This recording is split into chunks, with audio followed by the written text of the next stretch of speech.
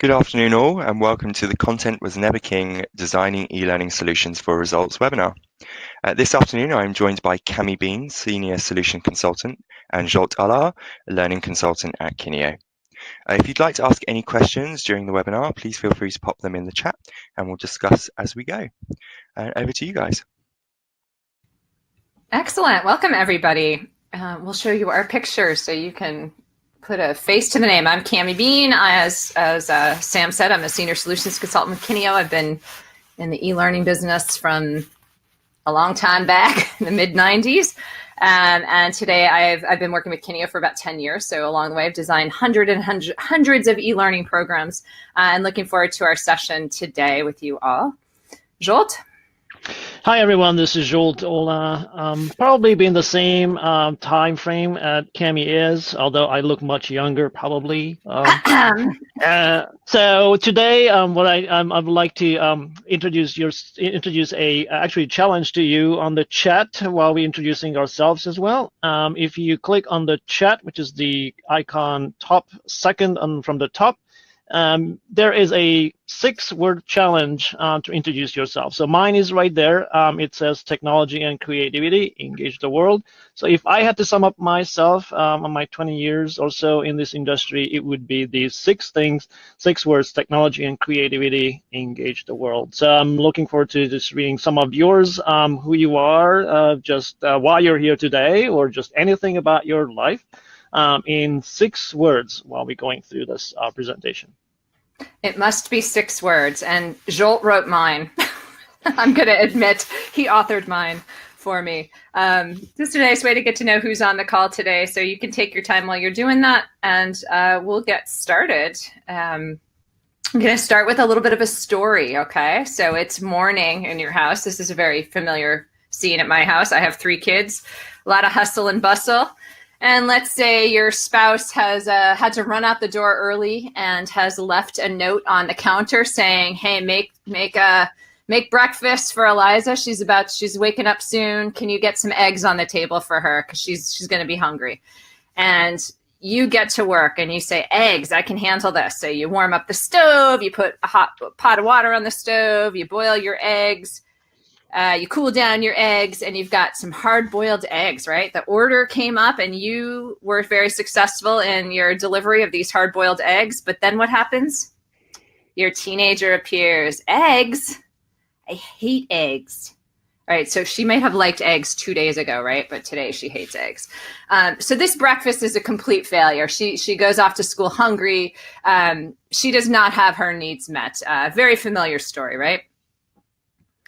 So now you head into work, and a similar thing happens. The order comes in from the business unit. "We need training," and they dump the content decks down on you. It might be a PowerPoint slide, 100 slides in your deck.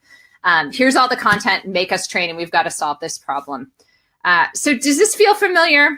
Anybody say yay or nay? Has this ever happened to you? And I will raise my hand. You can't see me raising my hand, but this is a fairly familiar scenario to a lot of us, and you're all writing your 6-word stories. So, I'll talk. Someone saying they can't hear me too well. I'll talk a little closer.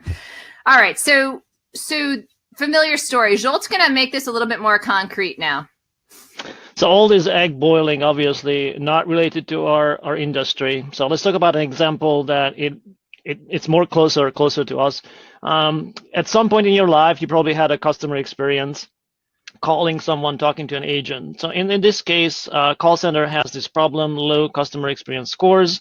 So after an agent on the phone, they get this number and it's low. So this is the problem. Traditionally, our knee-jerk reaction is we need training right now to raise these scores. So there's this 50-slide PowerPoint that you get from the SME. You create this 1-hour e-learning, and it's going to cover the basics: empathy, active listening, and communication. You go, Cammy, and create this wonderful, creative, and absolutely interactive learning on our result. So they roll out 5,000 agents on the phone globally, gets on this 1 hour, learn, come back, price tag, maybe $500,000 so far, just because they were off the phone. And then in 3 months, no change in customer experience scores. So what did Cammy do wrong? Wah, wah, wah. Cammy did a lot of things wrong with this design, right? So I focused, assuming that this was my design, right? My poor design. I focused on delivering content. I took that PowerPoint deck and I focused on delivering the content out, perhaps in a content dump, and not about designing engaging and effective experiences, right? So we weren't really focused on the business need. We were focused on the content. What else did I do wrong? I focused on what people should know rather than actions and decisions and what people need to do. We need to be thinking about performance as opposed to all the bullet points, right? And finally, I focused on fulfilling a requirement. Hey, we need training. I didn't focus on solving the business need. So what was the business need actually? What was the problem? And you know, if you think about the kinds of mistakes that people often make, we end up with e-learning that looks a lot like this HR responsibility course, perhaps. So we're seeing bullet points on a screen. This is from an actual e-learning program from a client. Or we might see e-learning that looks like this, right? So when we make these problems, or when we design with these mistakes at the heart of it, we come up with e-learning that looks like this and doesn't really solve the business need. It might tick the boxes, it might have all the content there, but it's not solving the business need. And we've all, you know, people can raise their hands in the privacy of their own offices right now if you can admit to ever having designed e-learning that looks like any of these things along the way. So what can we do better? And what are the risks actually, Zsolt, of designing that way? When you start with the content, what's the risk?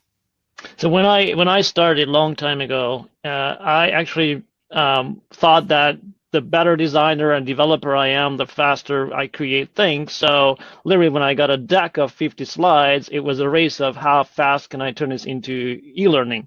Now we have authoring tools to do that very quickly. Back then it was, you know, hands-on and from scratch. The problem of this approach, starting with the content, is this. So if you go all the way to the right and start with the content, it's this 50-slide deck, you create some kind of a formal learning, whether it's an e-learning or an IoT in social approach. You put a lot of energy into that. Just like when you're boiling those eggs, the end result is far, far away, the hunger. So you just start with turning this oven on and losing a lot of energy just by turning the oven on. And then that turns into a next layer when you warm up the pot, just to warm up the water at that setup. This is what happens in real life too. You create a formal learning event that might have some irrelevant content, a lot of content. As you move on, these people go back on the job. The problem is that they probably lose half of or even more what they just learned. And on the job, you know, all about the forgetting curve. You move on next, a month or 2 months later, they might not even apply that what they even learned. If you have application, no application of this knowledge, then it's not going to result into any actions or decisions that actually drives the performance goals.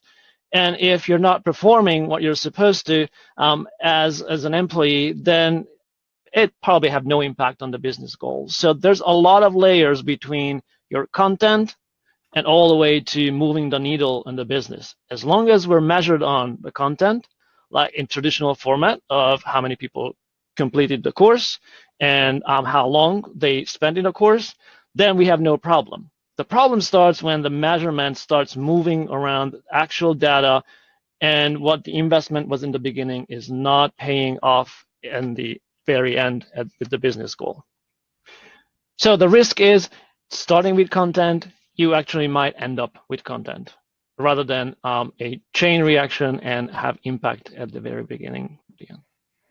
So what we want to take you through today is a 5-step process. Really, it's about the analysis phase of your e-learning, overall e-learning design and development process. But in this, we like to think of this as measuring twice and cutting once, right? You've got to really spend time up front doing the right kind of proper, thorough analysis in order to identify what you need to do in order to solve the business problem that you're trying to solve. So, Zsolt, back to this low customer experience scores example. how would it have come out if we had done it differently, if Cammy had designed this better from the get-go? So imagine you don't start with content and as fast as you can build the e-learning. You start with from all the way to end and start talking about the business. What is that we're trying to achieve? What are we solving for? And in this case, it's higher scores, because the higher the customer has the score, the more likely to stay, which relates to our business. We don't want people to leave. Sure. So in the next layer of that conversation in this workshop could be, how is actually customer experience measured today? I know it's low, but what does that number come from? So now you learn that there's a 10-question survey after the call that's sent out to the customers. And looking at actual data, it shows that there's one question that gets low numbers. This is the question that brings down numbers. And it's as simple as, has the agent consistently used your name throughout the call? So now we get much closer to a preferably actionable item that we can go on, because we know that agents should use the customer's name. So now we can create the content, right? One more step before jumping in and learning about using customers' names. We also need to know about why people are not using the customer's name. Again, the reaction could be because they just don't know, so we have to have a policy and send it out, or some kind of a meeting. Everybody gets on and learn about this, but we don't know. These are assumptions. Again, like as you go layer from content to business, these are all the risks that you want to take if you do assume things. So instead, you can use these cards, which we'll talk about later, one of our tools, of talking to actual agents, talking to supervisors, talking to managers, and say, why are people not using? Is that because it's a knowledge they don't even know that they're supposed to be using the names? Is that because they need some kind of a practice that they need to practice using those names? They might know that they're supposed to, and they know how to. They're just not, basically not motivated to do that. Or it could be that there's some weird system going on with monitors and switching that it would be hard to get to that. Who knows? But each of these would actually require a different solution. So without knowing why, it's kind of hard to come up with something and assuming that it's going to bring results. So if you look at what we've done so far, there was this business goal, retaining customers. We had the audience, we figured out these call center agents, and never ever forget the supervisors and managers, because with agents, they do what supervisors says. So if we're not involving those who are managing them, then we're doing a disservice. And then we got down to the performance goal, higher customer experience scores. Desired behavior, we know that they need to use the customer's first name, and there were barriers, and we kind of figured out two things, skills and motivation. And here's why. Motivation is because they were not motivated to use those names. They didn't even know that if you're using their name, they actually build rapport. Research shows that using first names is a great thing. Two is that what happened, and we realized from the data, is that they're not using names when it's hard to pronounce. So instead of creating an hour learning on everything around the world about empathy and communication, all we had to go down to all the way to 5 is a solution of a practice sheet, a quick micro-learning around how to talk to customers when you don't know how to pronounce their names, how to give permission to fail, and using their name, and then you get the scores up. That's a very different approach at that point than the 1 hour learning that was generic about the problem itself. And surprise, surprise, this is the 5 steps that we're going to talk about today from end to end. Before we move on, I just want to mention that people are doing a very good job writing those 6 words. I thought it's going to be hard and get some of them, but you got all kinds of things. So I'm going to probably take a screenshot of those and use them later. Thank you. I drink wine and know things. That was a great story, Rebecca. So Zsolt, I'm going to use your first name, and I know how to pronounce it because we've had a lot of practice. People often don't know how to say Zsolt's first name. We're going to talk today about designing for results, and really it's the big idea of designing for results, as you've probably gathered, is that we want to start with the end in mind. So this famous quote from the Cheshire Cat, if you don't know where you're going, any way will get you there. And that's kind of this content driven. When we start with content, we don't know where we're going, so I'm going to just throw a bunch of content out there. We want to take a different, more mindful, meaningful approach to the design that we're doing. And we've laid out 5 steps through this process. We're going to take you through these today that will help us start first. We're going to start first with the results. We're going to start first with figuring out what is the business problem that we're trying to solve for. And this is in step 1, which a lot of organizations, you might be familiar with this. You might create a project charter, which is a document. It's usually a living, breathing document at the beginning of a project that identifies what the outcomes are, the goals of the project, the stakeholders, who's responsible for what, et cetera. So we're going to drill down into one piece of this project charter, which is really identifying the business problem. So Zsolt, tell us a little bit about step 1. So in this phase, it usually starts with a request. So just like in any other occasions, someone needs training quickly. We usually have a workshop with the client, and before we jump into design, we talk to them, if we can, directly to the stakeholders about their business goal. What is that one sentence or a more complex statement that we can agree on? And in writing, we can capture it somewhere. It's going to be very useful later on when people decide that the goal wasn't even the goal. Starting with that clear definition, we usually have 3 things in that statement. One is, what is the problem that we're looking at? One is the business goal they're trying to achieve, and how do they know that we're successful? Now, in this phase, sometimes what happens in reality is you don't actually talk to the real stakeholders.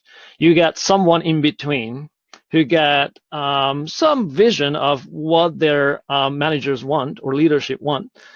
And it's hard to get to a statement that works clearly well. So how do you get to C-level officials who are people who actually signed a check, but they're not there with your workshop? So one quick tip that you can do is ask the people that you work with, the stakeholders, to go back and tell their stakeholders, the main stakeholders, is the following, a little bit of a challenge. Tell them to write a quick note. It could be a sentence, it could be a paragraph, it could be whatever they comfortable with to ask. And imagine the situation that we have designed to create the best thing here, delivered, and there's results. And what their job is to write a simple statement or a memoir, a memo, or whatever that is, how they see that happen. And so basically what we're asking for them to do is give us a vision of, after a successful rollout, this is what they see the world. That can come down and put it back into our charter as a guiding principle, and we'll always come back to that. This was the business goal. This is your manager or your leaders wants to see at the very end. And then it gives us a starting point to talk about, okay, who's involved, what are going to be the actions that they need to do in order to get to that result. Without this statement and clear goal, we usually just assume things.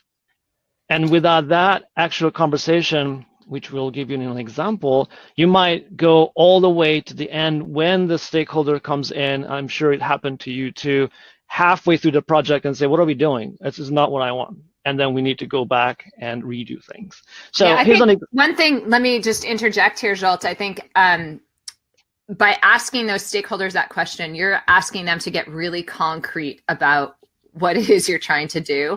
And we often kind of skip that step in traditional design. Back when I designed the bad call center e-learning example earlier, I didn't go and ask, that concrete question of the right people. So this part of the process will really help us dive into that more.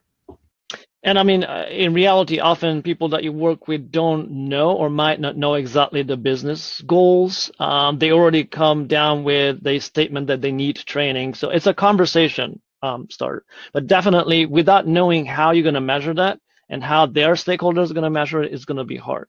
So here's an example. XYZ Fire Associations, they're a global company. They have members all over the world. And they came to us to find a solution for their problems after diagnosing their own issues. And what we came up with after the workshop is this kind of like a chart, part of our chart about their business goals. Sometimes it doesn't look as complex as is. Sometimes it's a statement. Sometimes it's a couple of sentences. But somewhere along the way, before you start figuring out what people need to do, you need to come up with this solution where you all agree on what we're trying to do, how do we measure it, where the data is coming from. So in this case, through this conversation with our client, there's a lot of leadership situation problems that we discovered. But after our workshop, it all came down to one thing. And that one thing was that if they do not raise morale in the fire stations, this is a voluntary organization, then people leave. And if we don't have the morale on a high level, then it's going to be a chain reaction of trying to get more people in over and over again, and it gets in a spiral. So all came down to one word, and that was morale. And what's interesting about this, so the client had come to me originally and said, hey, we want to build out 8 hours of leadership training for our volunteers. And we have all the content. And so they had an understanding already. They felt like they knew what the problem was they were trying to solve. But during the design phase, this key word, this key thing about morale is what Zsolt and the design team uncovered. And it really resonated with them. And as you'll see a little bit later, it made its way into the design and actually the structure of the course, because morale was so important. And we wanted to help people, the learners, the people who are taking these courses, to understand how this really tied together. So you're going to uncover things during doing this business analysis stage that will really have a real impact on the content design later. But we're not there yet. So before we move on to step 2, just want to see if there are any questions about step 1. Feel free to chat, to put anything in chat, and we'll try to be paying attention as we go along. And I'll give you a moment.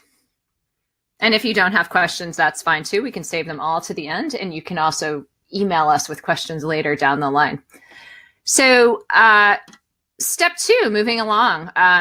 Know your audience. This is essential. And I think we give this a lot of lip service. We feel like we know who our audience is, but what we're going to suggest here is a much more involved way of getting to know our audience, where we're really helping connect people back to the business problem and how they're going to be part of solving this business problem. So, Zsolt, let's talk about knowing our audience. So at this point, you have the business goal all in a clear statement. The next thing is, who can make that happen? Who are those people, employees, humans that can make that happen in the organization? So there's one word that you don't see here that we always use and often use, and that is learner. The reason why that is problematic sometimes is because learners are people, but when you use the word learner for some reason, especially for the subject matter experts, somehow they're all focusing on one thing, that little time frame, which is training. Because people have life before and after, but when you talk about learners, they're all focusing on everything important in this that needs to go into this training or e-learning.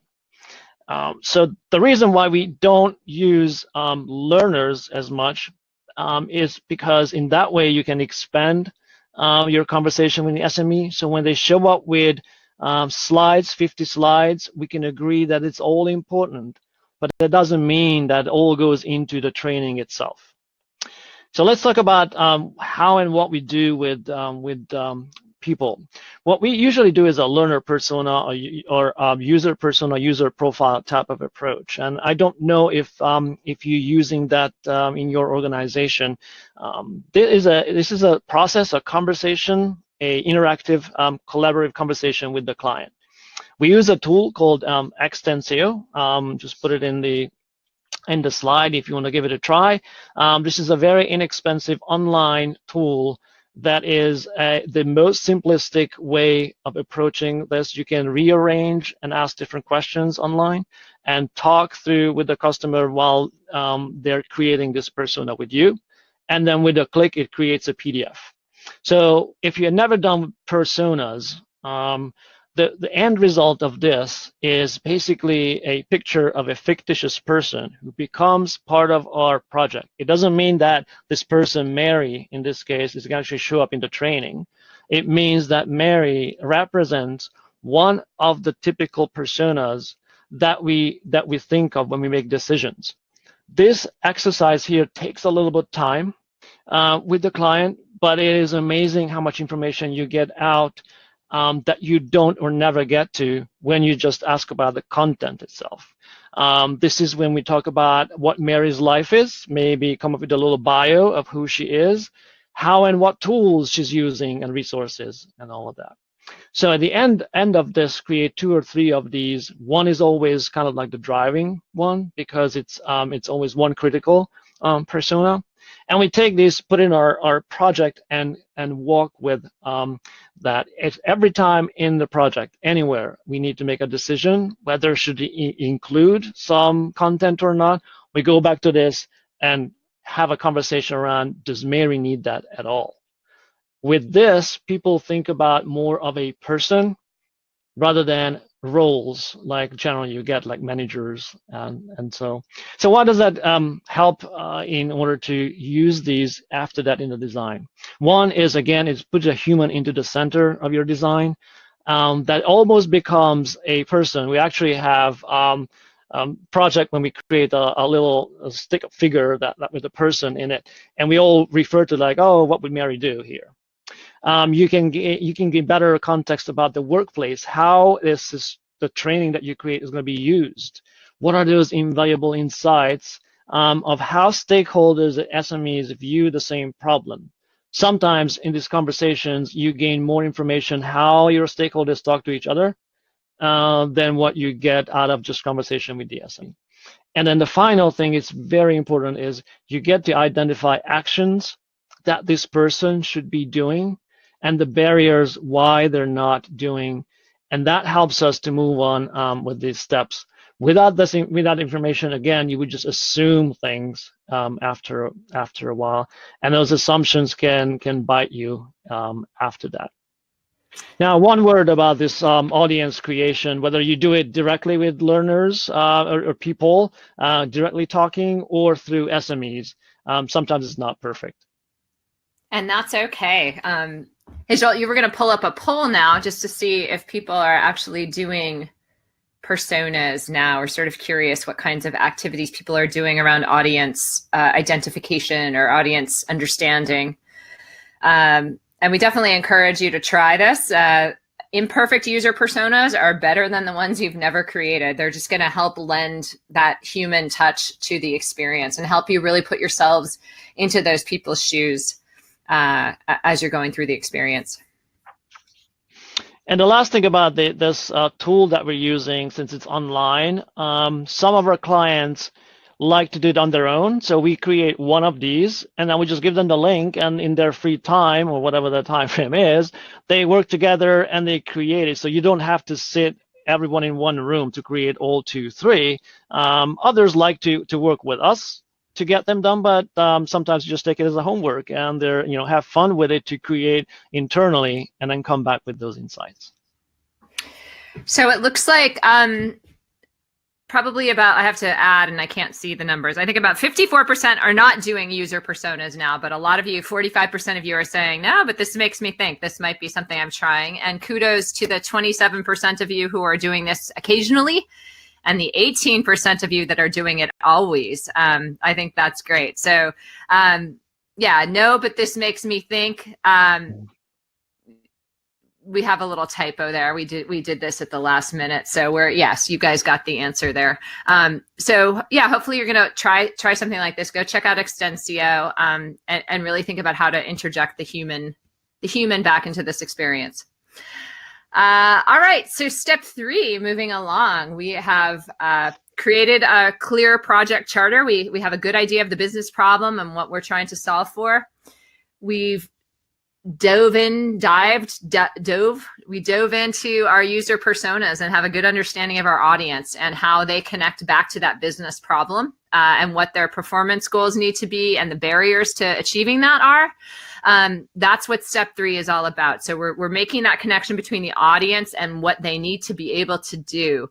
And so Zsolt's going to talk this through. This is a pretty meaty step and really important. And it all happens in step 3. So step 3 is key. This is what you usually don't get if you start with content, because you right away create a learning that is about what people need to know. Going backwards, now we know the people who's going to make that happen. Now the next thing is, what are those actions and decisions these people need to do to make that happen? So basically connecting performance goals with actions and decisions. This is sometimes hard to pull out from subject matter experts because they're so close and so knowledgeable.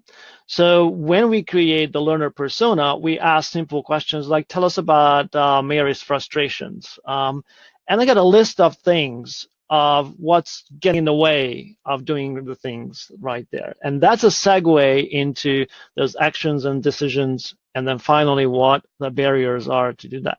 Now, there is a tool, I don't know how familiar you are with Kathy Moore, just throwing like a 1 to 5 range in the chat. 1 is never heard of Kathy, and 5 is daily use of her project.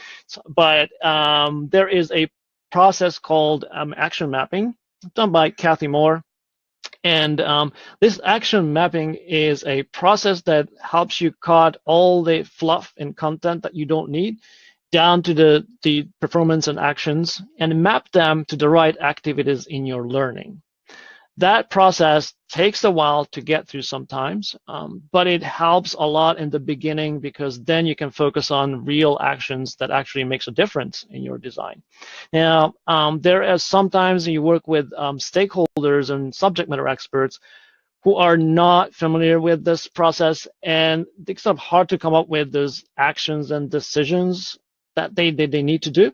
So we sometimes, what we created is a step-by-step process called situation mapping. So we use both action mapping, which is the more deeper, get down to the level of what people need to do, why they need to do that, and then finally what activities would be the best. Other times we go with situation mapping, a higher level, and we just ask the SMEs, tell me about situations when Mary is not doing well. So they don't need to focus on those problems, but just give me a situation. And then that situation will see some of those activities and actions line up. And then we can go in deeper dive after, like, oh, you mentioned she's not doing well in this situation. What is exactly she doing? And that way you can start on a higher level, talking through the situation itself, and then getting into the frustrations that gets to the actions. Other times, clients and SMEs can list hundreds of actions that people should be supposed to be doing, and we can take that. So once we have a list of actions, there's always, again, we talk about actions and decisions and not knowledge per se. The next thing with this is figuring out why people are not doing what they're supposed to be doing. And these are the cards, again, that we talked about earlier. When you talk about an action and a barrier, the solution, the design would be very different depending on the reason why people are not doing their job. These cards can be used, and you can make your own card, or you actually, we can put in the chat where you can get these cards if you wanted to. This really helps to bring people together in one room or virtually with physical cards in their hands and focus on problems. So you can ask, for example, tell me where you think this problem is when Mary is not running a meeting well. Is that a knowledge because she doesn't know what to do? Is it some kind of a checklist that she's supposed to be using but she does not? So it's not something they have to memorize, but it has a tool that it was supposed to be using. Or maybe it's a skill because you need to practice how to facilitate. It could be that Mary knows what to do. She knows exactly how to do this. It's just based on the situation, she's just motivated. You're not paid for that. Why would you do extra? Or it could be that it's an environmental issue that's nothing to do with learning, nothing to do with training. It's a problem. Sometimes, I'm sure you've been there, you need to create training for a software that's not working well. And you need to have training around, a workaround, just because it wasn't designed well. it's not a training issue at that point. In fact, you're probably wasting your time. But that's something that, again, falls into the third category, fourth category environment. So using these cards help the stakeholders, SMEs, focus on why people are not doing what they're supposed to be doing. And then you can map, and this is where the mapping comes from, action mapping or situation mapping. You can map those problems to activities that help in the training to move them. So you basically come from all the way to the business problems supposed to be connected with all the performance goals, and then the actions, and then why we're not doing it, why the problem is happening, as comes all the way to the design, rather than starting from content and going all the way back to the end and assuming that it works. So in this situation, for example, Mary has an issue. What she learned is that people don't show up for meetings, which results in a situation where they can't make decisions. So I think the example here would be a quick decision is just let's cut the number of meetings because we don't have enough people. So let's just have one meeting a week.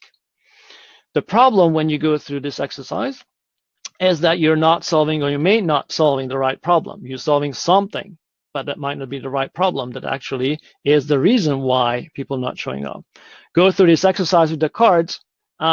We realize that why people are not showing up is because, one, it's what's happening before and after the meeting. One is there's no agenda clear of what to do. And two is that when they spoke up at these meetings, they never know what happened after. They never know it was done, was in suspending, in pending, or whatever that happened to their decisions.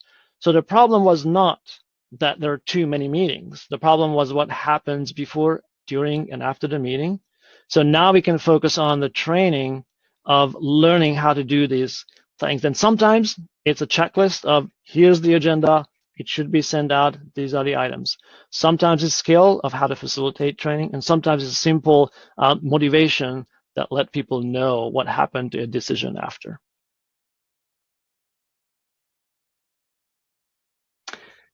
All right. And that's kind of the end of our, I could talk a lot about this, and playing with these cards is very effective if you ever try it. Yeah, Zsolt, I thought it might be useful to describe how you use the cards. So they're actual physical cards, and you're in a design workshop with your stakeholders, and you hand these out as prompts, or how do you use them? Yeah, so it's something that's magical about holding something in your hand in a meeting, rather than looking at a PowerPoint or a projector.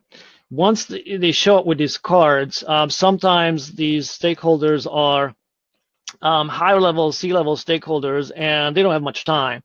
So what we do is we give them the cards and say, you can leave anytime, you can feel free to leave, feel free to multitask, whatever you need to do. But somehow these cards, once they start playing with them, looking at them, it kind of gets the focus.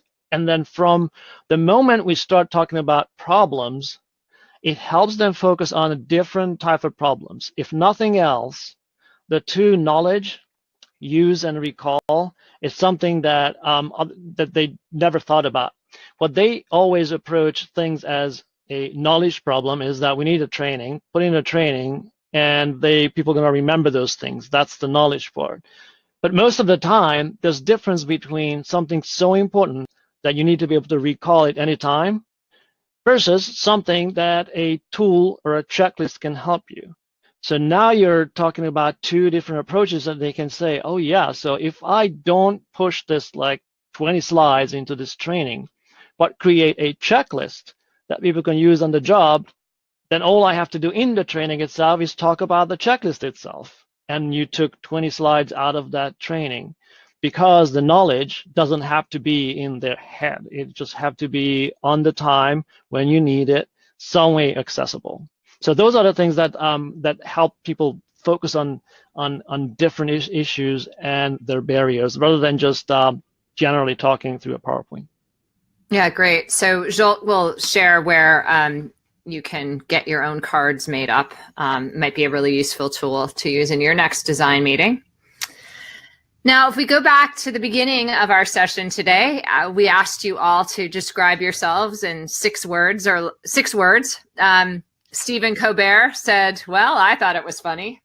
This was his own personal memoir, right? So we all wrote a memoir at the beginning of the session. And what was telling about that was we put a constraint around it. There was a very specific creative constraint. You had 6 words in which to tell your story.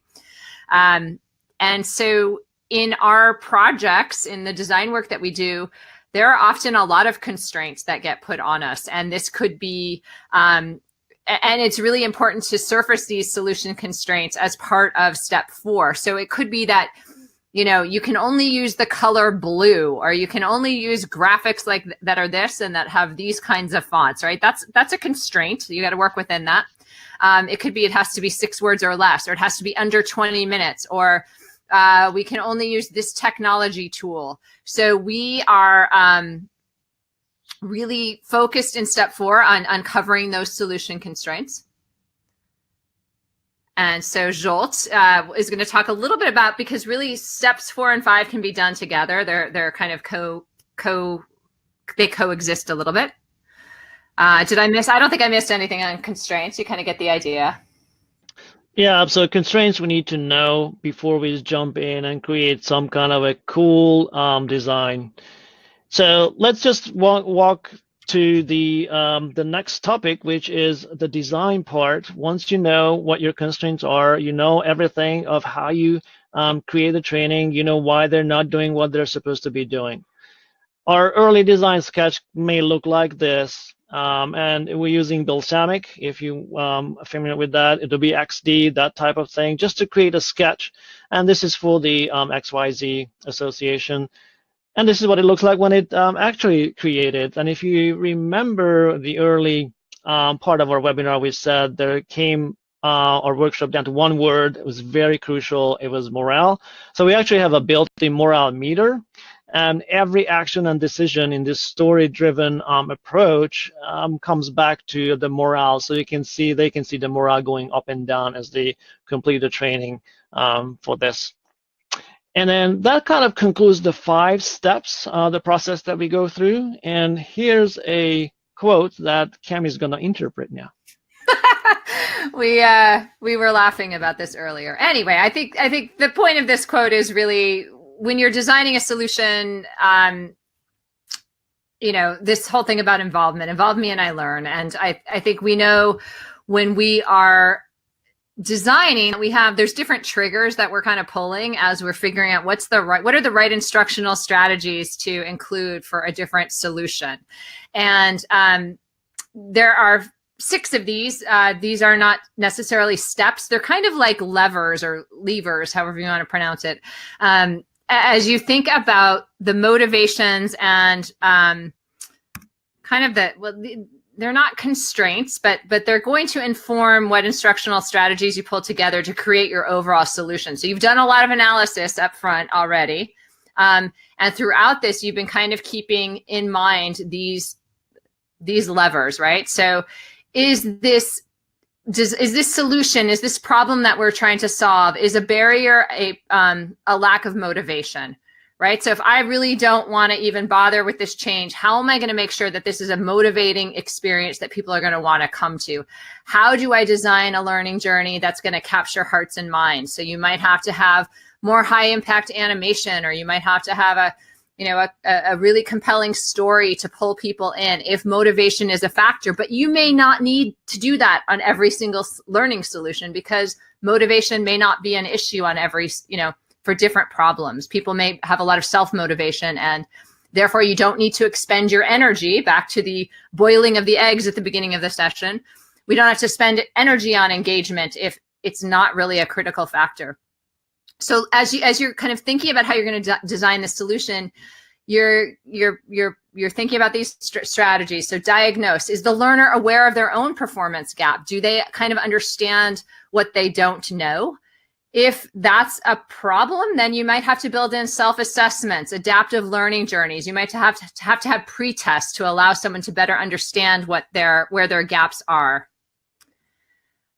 Is knowledge at the heart of the performance problem? So then we want to build in rich interactive learning experiences that have all the content, right? So that it may just be awareness building. We've got to make sure all the content's there. If this problem if we need people to be able to practice it and actually apply it in the real world, then we've got to build in practice, deliberate practice, ideally into our solution. So here's someone driving, right? You're not going to give someone a driver's license without them having practiced. That's a pretty critical skill in that case. But not every learning solution may require practice. You might just be telling someone about a new policy and they need awareness, but they don't need practice. So you don't have to do practice on everything. Similarly, assessment. Does a program need to have some final way to demonstrate proficiency? The driving example, yeah, you got to pass your driving test at the end of it. So how does that factor into your overall learning design, the overall learning journey that you're creating? Do we need to be aware that learners may forget this information? So if you think about behavior change, if you're trying to get people to floss their teeth on a regular basis, for example, people may need to be reminded over time. You might have to send out reinforcements, passwords, right? Information security seems like one of those areas where we have to have constant reinforcement because we get lazy, we forget. So we're going to build reinforcement activities into that kind of a learning journey. And just remember, every learning journey is unique. So each of these colors, each of these engage, diagnose, they're kind of like the palette colors that you're choosing to make your painting. And every solution is going to be a little bit different. So this example here kind of shows you, this is for frontline leaders. Engagement, motivation, not a big issue. They're self-motivated. I'm a new front leader and I want to do a good job. I want to manage my team well. And I need to know the skills that you want to teach me. Or that you think I need to learn. I may not have a good idea of what my own gaps are. I think I'm going to be fine at it. So I want to go heavy in this learning solution on diagnosing. And I want to give them a lot of opportunity to practice because they have to build these skills. But we don't have to do a final test. It's, there's some knowledge that you're going to be sharing with people, but really it's about that practice in the real world. And that's going to be really different than a mandatory compliance program, that the levers are going to be really different on this diagram. So you might have to do a mandatory compliance program. You might have to pull people in with some whiz bang, interesting animation or story or, comic book, some way to pull people in so that they can get the knowledge and the information that they need. So every solution is going to be a little bit different. And that's all part of the learning design that you're going through in step 5. And it's very much informed by all those previous steps. So we know what the business problem is we're solving. We understand who our audience is. We've identified the performance barriers, the solution constraints, and now we've designed the right solution to help meet that business need. And so this final piece of this, or it's not the final piece of it, but as you're crafting this learning journey, you're going to be socializing this and getting feedback from people. So Zsolt's going to talk a little bit about what that narrative is like. So I'm not sure if you ever run into this situation, but creating storyboards and scripts in Word documents have like 80 pages and lots of information, and you give it to your stakeholder, they have no idea what to do with it. They see text and some information. It's really hard to understand how the look and feel, how the journey is going to go. So this approach, a visual way of telling a story, again, going back to our learner persona or user personas, is that you put them into a simple presentation of how this person is going to experience this, what do they get out of it, and how that's going to affect their performance and business. Telling this at the C level, it's much easier to sell your program than giving them a Word document with tons of information and no visual and glue and storytelling around this. Now, when you do this, I think one advice is just embrace iteration. It is not a one-stop shop and done type of activity. So, Cammy, you have more experience about this iterating part. Well, I think the image tells it all, right? Like, I think the best solutions have a lot of thrown up pieces of paper in the trash can, right? Because you've been brainstorming, you've been trying out different ideas, you've been talking to people and getting their input, you've been sharing this learning journey story with people, and you're adjusting things as you go. So it takes time, it's measure twice, cut once, right? So cutting once is really when we get to production, we actually build this thing, potentially. Maybe we end up cutting a few times, but you're really trying to spend that time up front in design, and don't be afraid to fail and get things wrong along the way, because ultimately it's going to help you get a better solution at the end. And as a final word here, this designing the stories may sound or feel like a never-ending story because of these iterations, but you're getting better and better and closer to impact, rather than dealing with that additional 500-page or 50-page, whatever slide number is, content. And this is why content is not king. When you start with content, again, remember, put those layers. You might end up with somewhere that nothing to do with your business goal, does nothing to do with the performance. It's basically a lot of effort and energy upfront that does not lead to impact. So content is not king, but then who it is, or who is that's driving all that? If you think about it, is other people. People rule. Back all the way to the very end to the left, remember that chart is the business goal. That will be done and driven by people through their actions and decisions on the job. So whenever we do design-wise, we need to always think about what happens on the job, how do they use that information, give them just enough and on time and access information and decisions, let them practice, give them a space to fail, a safe place to fail. Our design and our goal should be to help them grow their skills and apply their knowledge. And this is, I think, the takeaway from this 1 hour webinar. If you have nothing else to remember, one is do not start with content, go all the way to the left and go backwards and figuring out that chain and up until the design backwards.